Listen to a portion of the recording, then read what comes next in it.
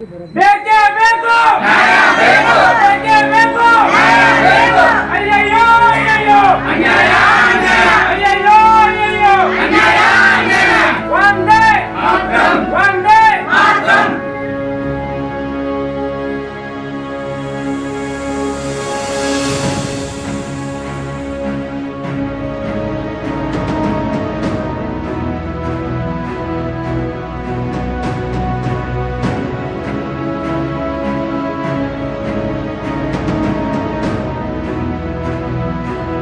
ರಾಜ್ಯ ಸರ್ಕಾರದಲ್ಲಿ ಈ ಪರವಾಗಿ ನಾವು ಮನವಿ ಮಾಡ್ಕೊಳ್ಳೋದಂದ್ರೆ ಕಾನೂನು ಬದಲಾವಣೆ ಮಾಡಿ ಇಂಥ ದುರ್ಘಟನೆಯನ್ನು ಯಾರು ಮಾಡ್ತಾರೆ ಅವ್ರ ಮೇಲೆ ಅತಿಕ್ರಮಣವಾದಿ ಸ್ಥಳದಲ್ಲೇ ಅವರನ್ನ ಗುಂಡೆಟ್ ಮಾಡುವಂತ ಒಂದು ಮನಿ, ಇಲ್ಲಾಂದ್ರೆ ಅವರು ಗಲ್ಲಿಗೆ ಎಸುವಂತ ಒಂದು ಇದು ಬನ್ನಿ, ಏನಾದ್ರೆ ನ್ಯಾಯ ತಗೊಂಬನ್ನಿ. ಎಲ್ಲಿವರೆಗೂ ಇಂಥ ಒಂದು ಕ್ರಮ ತಗೊಂಬನ್ನಿ ಬರೋದಿಲ್ಲ, ಅಲ್ಲಿವರೆಗೆ ಇಂಥ ಉಗ್ರಗಾಮಿಗಳು ಇನ್ನೂ ಹುಟ್ಟುತ್ತಾರೆ ಅನ್ನೋದು ನಾವು ಈ ಹೋರಾಟ ಪ್ರಕಾರ ಹೇಳ್ತೇವೆ. ತಮ್ಮಲ್ಲಿ ಮತ್ತೊಮ್ಮೆ ರಾಜ್ಯ ಸರ್ಕಾರದಲ್ಲಿ ಮನವಿ ಮಾಡ್ಕೊಳ್ಳೋದು ಏನಪ್ಪಾ ಅಂದ್ರೆ, ಈ ಒಂದು ಕುಟುಂಬದಲ್ಲಿ ಇನ್ನೂ ಉಳಿದಂತ ಇನ್ನು ಸುಮಾರು ಜನ ಇದಾರಂತೆ ಎಲ್ಲರಿಗೂ ಗೊತ್ತಿದೆ. ಅಲ್ಲಿ ಇವರೇ 2 ಜನ ಮಾತ್ರ ಗುರುತಿಸಿದವರು, 2 ಜನ ಇದಾರಂತ ಹೆಸರು ಕೊಟ್ಟಿದ್ದಾರೆ.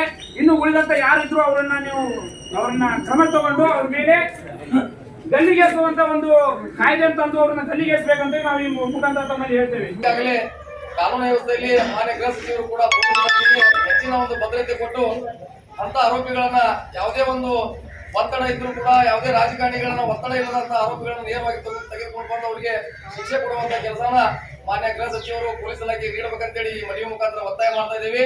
ಮತ್ತು ಈಗಾಗಲೇ ಸರ್ಕಾರಗಳು ಏನು ನಿಯಮಾವಳಿ ಆರೋಪಿಗಳನ್ನ ರಕ್ಷಣೆ ಮಾಡುವಲ್ಲಿ ಸರ್ಕಾರ ತಮ್ಮದೇ ಆದಂತಹ ಪ್ರಬಲವನ್ನು ಹೊಂದಿರ್ತಾರೆ. ಅದಕ್ಕಾಗಿ ಇವತ್ತು ಸರ್ಕಾರಕ್ಕೂ ಕೂಡ ನಾವು ಎಚ್ಚರಿಕೆ ಕೊಡೋದೇನಪ್ಪ, ಹೋರಾಟಗಾರಂದ್ರೆ ಯಾವುದೇ ಮುಲಾಜಿಲ್ಲದೆ ಪೊಲೀಸರಿಗೆ ಅಧಿಕಾರವನ್ನು ಕೊಟ್ರ ಇಂಥ ಒಂದು ಕೃತ್ಯಗಳನ್ನ ಆಗ್ಲಿಕ್ಕೆ ಮುಂದಿನ ದಿನಮಾನಗಳಲ್ಲಿ ಆರೋಪಿಗಳು ಹೇಳಿರ್ತಾರೆ.